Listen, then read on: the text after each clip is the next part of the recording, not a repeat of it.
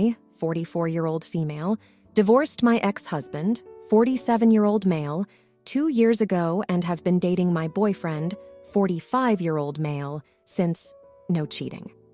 My ex and I were fighting a lot, but the divorce was less litigious than expected. My ex-husband, James, and I were married for 21 years.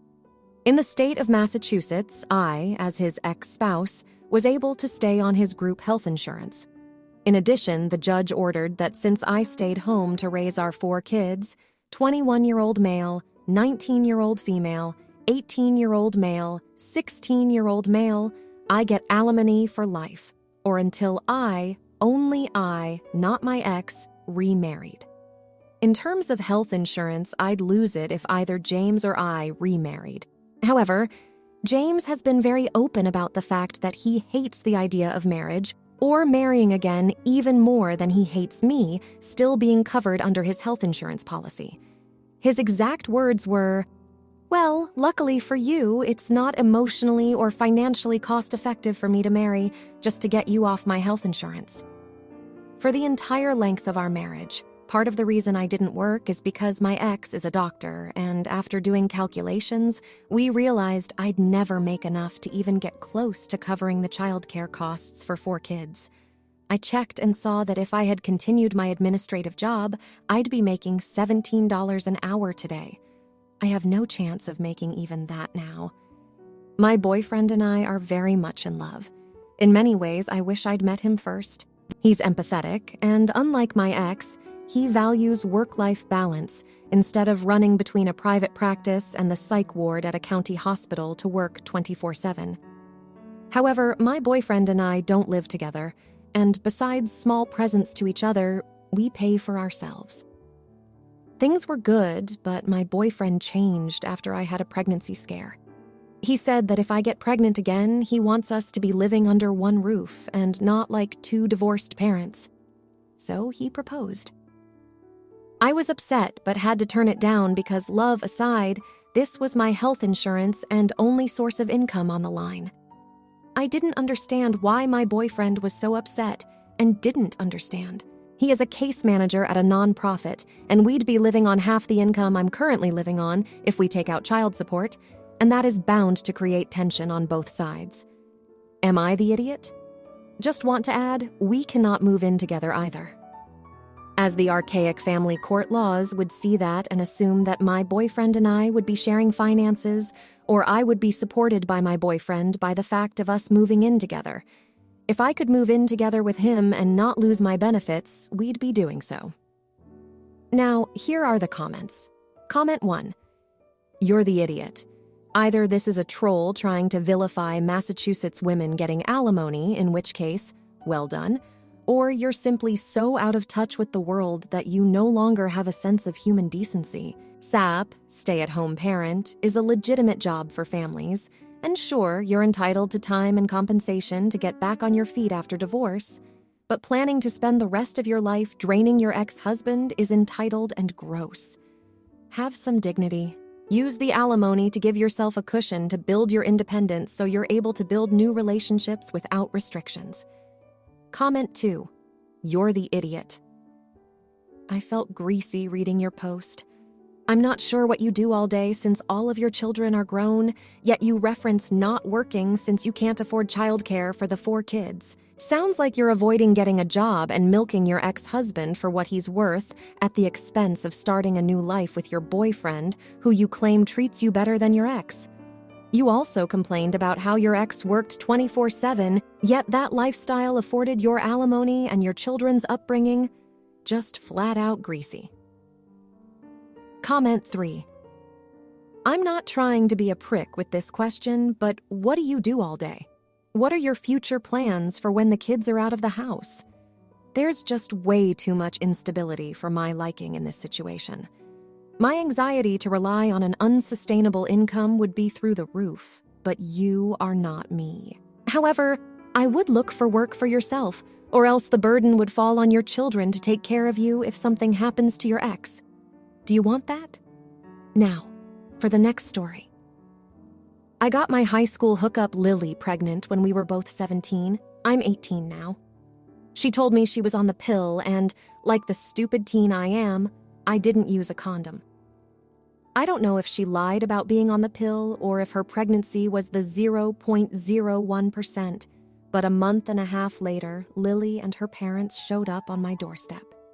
She was crying happy tears and had a positive pregnancy test in her hands. Her parents were glaring daggers. We had a sit-down conversation with all our parents to talk about what we were going to do. I was adamant that I did not want to be a dad. I wasn't, still ain't, to be honest, ready to be a dad, and practically begged her to get an abortion.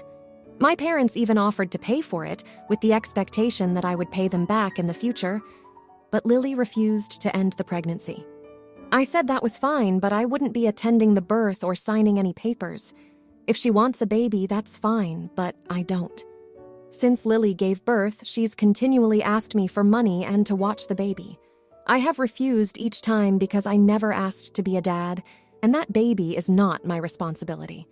I fulfilled my responsibility when my parents offered to pay for an abortion. I didn't meet my son, despite Lily's efforts, until a week ago.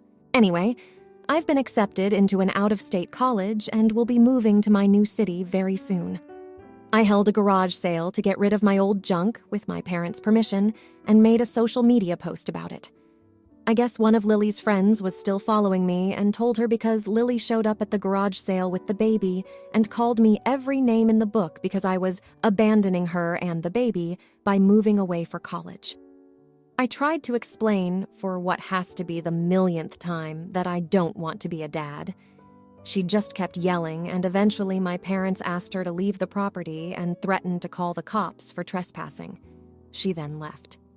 The thing is, if I called off my college plans now, my life would pretty much be over. I don't want to stay in the same podunk town for the rest of my life because of a baby I never wanted and isn't even legally mine. Still, my parents are pressuring me to at least try to build a relationship with Lily and the baby when I'm home on break, probably because my older sister is a child-free lesbian and Lily's baby is their only biological grandchild. I don't want to build any relationship because I don't want to be a freaking dad. I don't get what's so hard to understand about that, but everyone from my parents to random kids I haven't spoken to in years have been badgering me non-stop to get involved in the baby's life.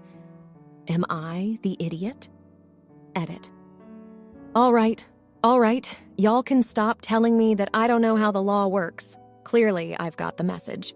I'm going to talk to an attorney and sign away my parental rights. Clearly, my cursory Google wasn't enough. I'm going to college for engineering, not law. Give me a break. Now, here are the comments. Comment 1. Gonna talk to an attorney and sign away my parental rights. Good.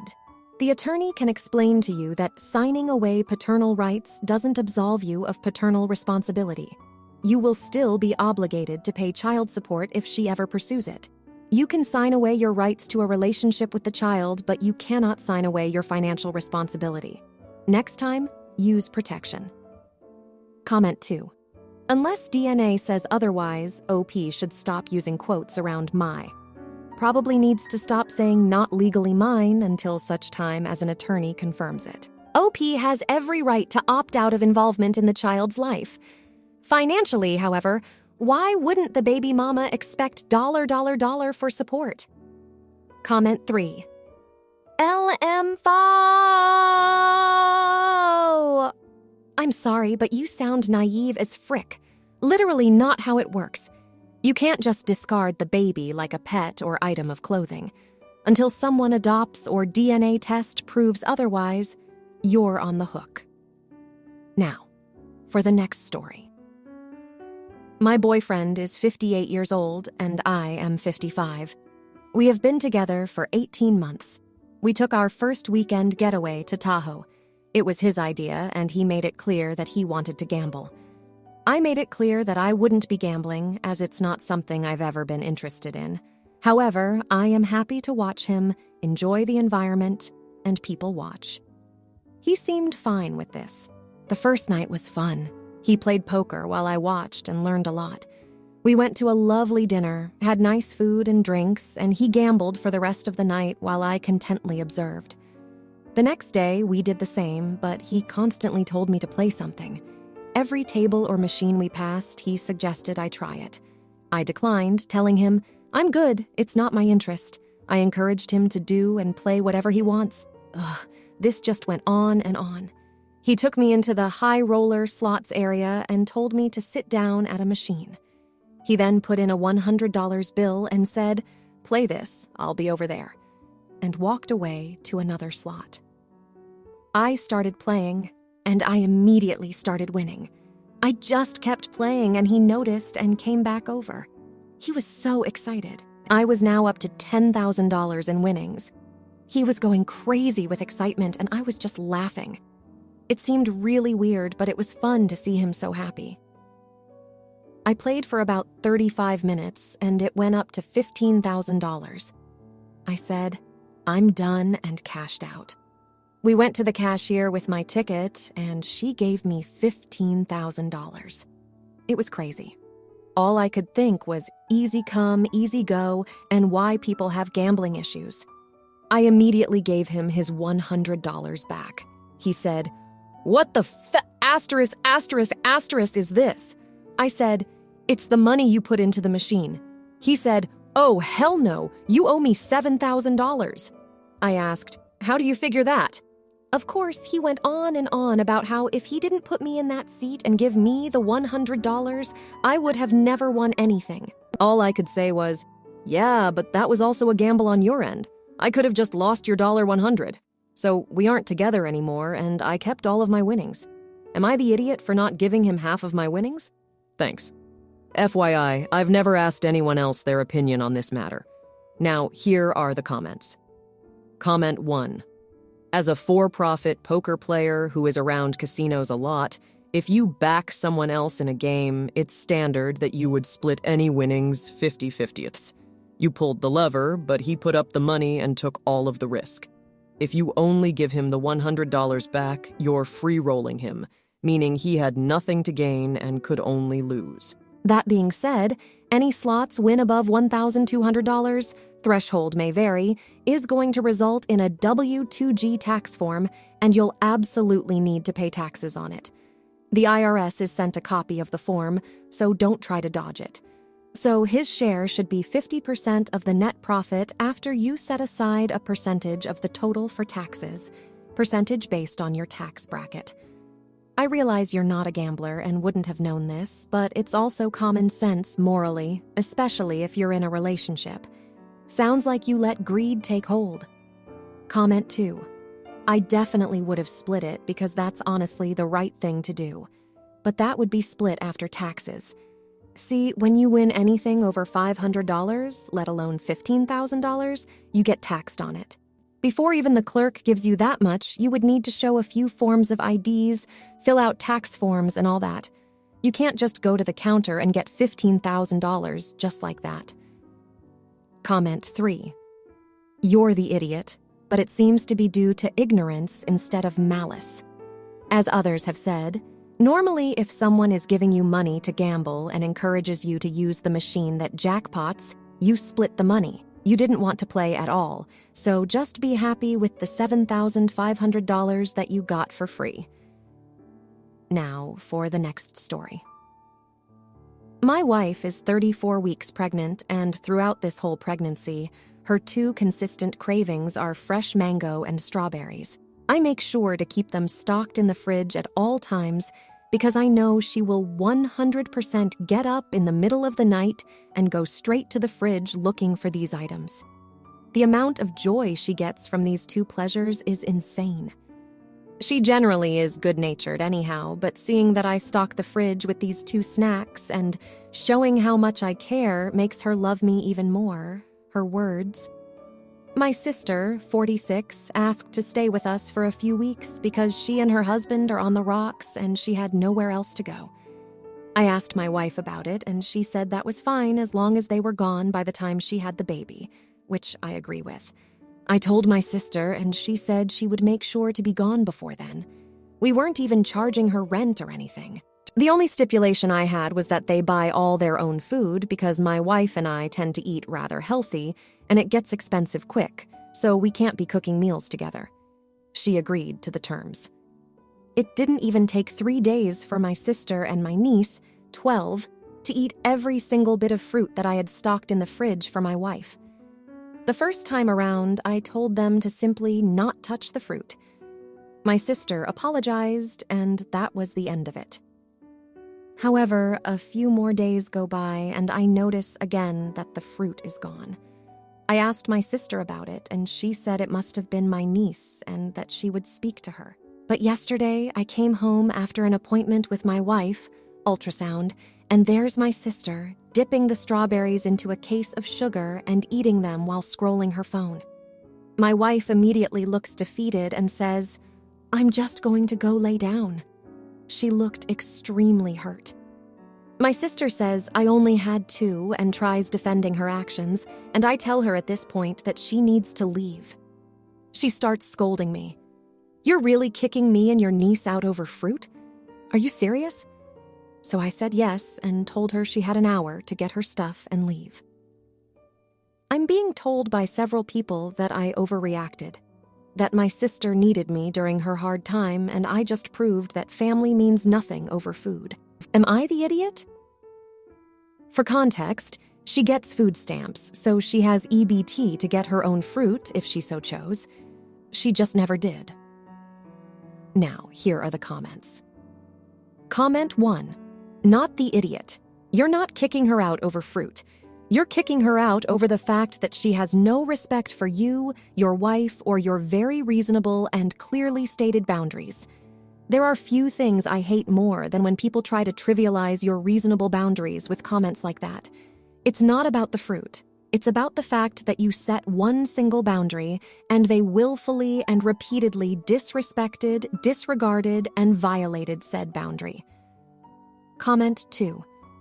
Not the idiot. It's not about the fruit. It's about respect and boundaries, which she clearly refuses to accept. She is showing entitlement. You don't have to give her a place to stay, regardless if she is family or not. You chose to be kind and give her a place to stay and not even charge her anything. You gave her one rule, and instead of respecting it, she chose to ignore the rule multiple times even after being reminded about it. No idiots here. Kick her out. If anyone has any problems with it, then tell them they can open up their home to her. Comment 3. Not the idiot. You had one simple rule she could not abide by. It's extremely disrespectful of her, considering the huge amount of help you offered, your house, your rules. She can leave. If you liked this video, you'll probably like these too. Also, while you're here, please consider subscribing. It's your support that keeps this channel alive and allows me to make better and longer videos. Have a great day!